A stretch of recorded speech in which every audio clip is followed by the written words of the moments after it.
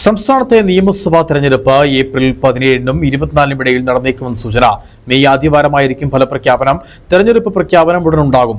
ഇതേസമയം കേരളത്തിൽ സമഗ്ര വോട്ടർ പട്ടിക പരിഷ്കരണത്തിനിടെ 24.08 ലക്ഷം പേർ പുറത്തായെങ്കിലും 16.69 ലക്ഷം പേർ വീണ്ടും പട്ടികയുടെ ഭാഗമായി.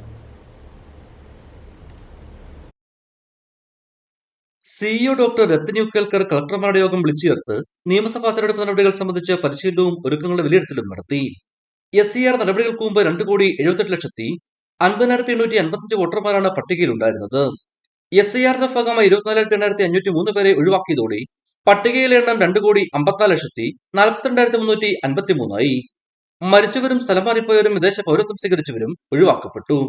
അതേസമയം എന്യൂമറേഷൻ ഫോം കൃത്യസമയത്ത് പൂരിപ്പിച്ചു നൽകാൻ കഴിയാതെ പോയവരും പൂരിപ്പിച്ചതിൽ പിഴവുകൾ വന്നവരും പുറത്തായി.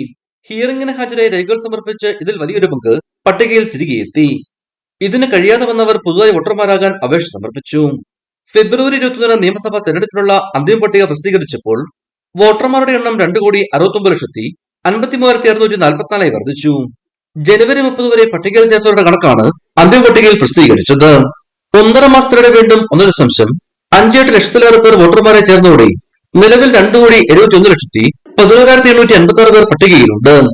പേര് ചേർക്കാനുള്ള 73,609 അപേക്ഷകളിൽ നടപടികൾ തുടരുകയാണ്. ഇടുക്കി വിഷൻ, കുമളി.